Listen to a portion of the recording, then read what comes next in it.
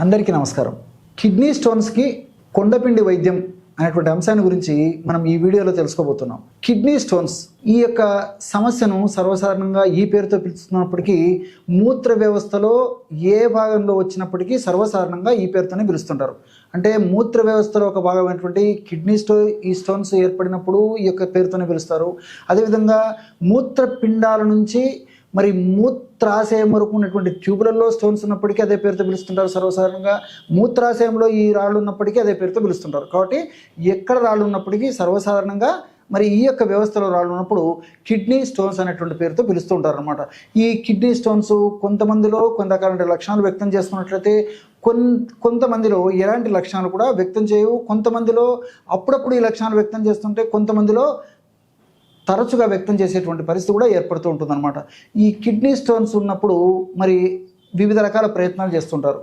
అలా కాకుండా ఇప్పుడు మనం చెప్పుకోబోయేటువంటి ఔషధాన్ని వాడుకోవడం వల్ల చాలా సమర్థవంతమైనటువంటి శీఘ్రమైనటువంటి సత్వరమైనటువంటి ఫలితాలు కలిగినవి కాకుండా మరలా ఆ సమస్య పునరావృతం కాకుండా కూడా ఇప్పుడు మనం చెప్పుకోబోయేటువంటి ఈ మందు మొక్క యొక్క ప్రభావము అందులో రసాయన తత్వాలు సదా మన దేహంలో ఉంటూ సదా కాపాడుతూ సదా మనల్ని రక్షిస్తూ ఉంటాయన్నమాట. అలాంటి మందు మొక్కే కొండపిండి. చూస్తున్నారు కదా, కొండపిండి. కొండ అంటే కొండ మీకు తెలుసు కదా, పర్వతాలని చెప్పుకోవచ్చు, లేకపోతే పెద్ద రాళ్లతో కూడినటువంటి ప్రాంతం అని చెప్పుకోవచ్చు.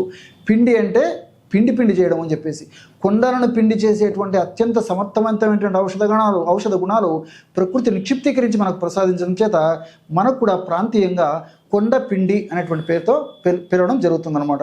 మరి వేలాది సంవత్సరాల క్రితమే మన మహర్షులు వారి ఆయుర్వేద వైద్య గ్రంథాల్లో ఈ యొక్క మొక్కని పాషాణ భేది అనేటువంటి పేరుతో పిలిచడం జరిగింది. పాషాణం అంటే సంస్కృతంలో రాయి అనేటువంటి అర్థం, భేది అంటే పగలగొట్టడం, రాళ్ళు పగలగొట్టేటువంటి రాళ్లను భేదించి ఛేదించేటువంటి గుణం ఉండడం చేత దీనికి పాషాణ భేది అని చెప్పేసి, అదేవిధంగా అస్మిచిత్ అనేటువంటి పేరు కూడా దీనికి ఉందన్నమాట. లేదా అస్మ భేదక అనేటువంటి పేరు కూడా ఉంది.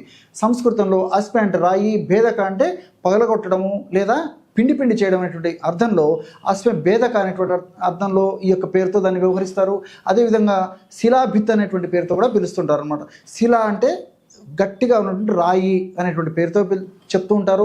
దాన్ని కూడా ఛేదించేటువంటి ముక్కలుగా చేసేటువంటి శక్తి ఉండడం చేత దీన్ని శిలాభిత్ అనేటువంటి పేరుతో కూడా పిలుస్తుంటారు. ఈ విధంగా రకరకాల పేర్లతో ఈ యొక్క మొక్కను పిలుస్తుంటారు అనమాట. ఏర్వా లెనేటా అనేటువంటి పేరుతో సర్వసాధారణంగా మరి శాస్త్రీయంగా ఈ యొక్క మొక్కను పిలుస్తుంటారు.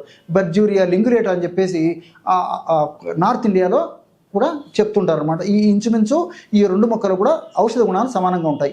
మరి ఈ కొండపిండి లేదా పాషాణ భేది అని చెప్పబడేటువంటి మన ప్రాంతంలో దొరికేటువంటి ఈ మొక్కని ఈ యొక్క కిడ్నీ స్టోన్స్కి ఎలా వాడుకోవాలంటే మొక్కను తెచ్చుకొని శుభ్రంగా కడిగేసేసి సమూలంగా తీసుకోవచ్చు, లేకపోతే వేరు భాగాన్ని వదిలేసేసి మొక్కను కట్ చేసేసుకొని తీసుకొచ్చుకొని కూడా వాడుకోవచ్చు అనమాట.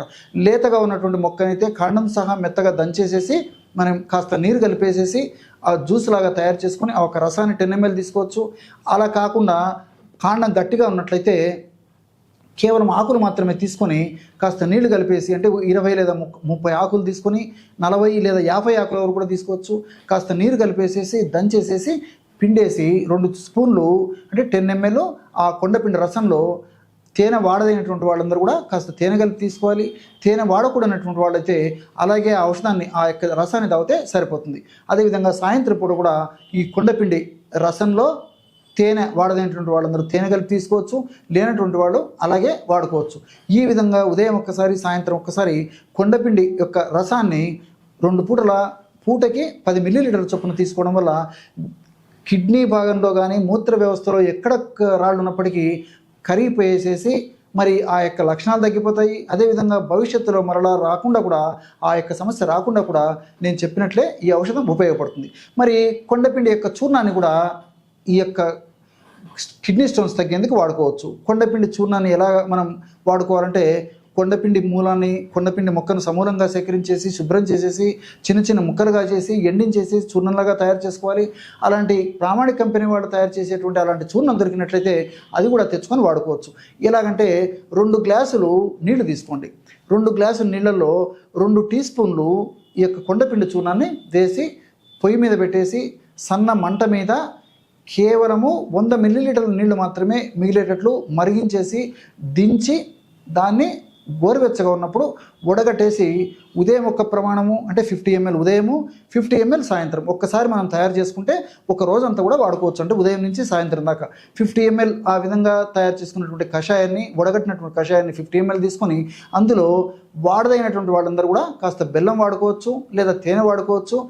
వాడకూడనటువంటి వాళ్ళు ఎవరైనా ఉంటే అలాగే వాడుకుంటే సరిపోతుంది. ఈ విధంగా ఉదయం ఒక్కసారి, సాయంత్రం ఒక్కసారి ఈ యొక్క ఔషధాన్ని ఈ పద్ధతిలో వాడుకుంటున్నప్పటికీ చాలా సమర్థవంతమైనటువంటి ఫలితాలు కలుగుతాయి. కాబట్టి మీకు సందర్భాన్ని బట్టి, అవసరాన్ని బట్టి, అవకాశాన్ని బట్టి, అందుబాటులో ఉన్నదాన్ని బట్టి ఏ పద్ధతిలో ఉపయోగించుకున్నప్పటికీ ఇందులో ఉన్నటువంటి ఔషధ గుణాలు సమర్థవంతంగా పనిచేసి ఆ సమస్య తగ్గేందుకు చాలా చక్కగా సహకరించడమే కాకుండా మరలా ఆ సమస్య రాకుండా కూడా ఈ యొక్క ఔషధం చాలా చక్కగా ఉపయోగపడుతుంది. ఆయుర్వేద, గిరిజన మూలిక మరియు పారంపర వైద్యం చేసే ప్రతి ఒక్కరూ మా ఛానల్ ద్వారా మీ విద్యను ప్రజలకు తెలపాలనుకుంటే మా నంబర్కి కాల్ లేదా వాట్సాప్ చేయండి. మీ దగ్గర ఉన్న ఆయుర్వేద మరియు హెర్బల్ ప్రొడక్ట్స్లను మా ఛానల్ ద్వారా ప్రజల్లోకి తీసుకువెళ్తాం.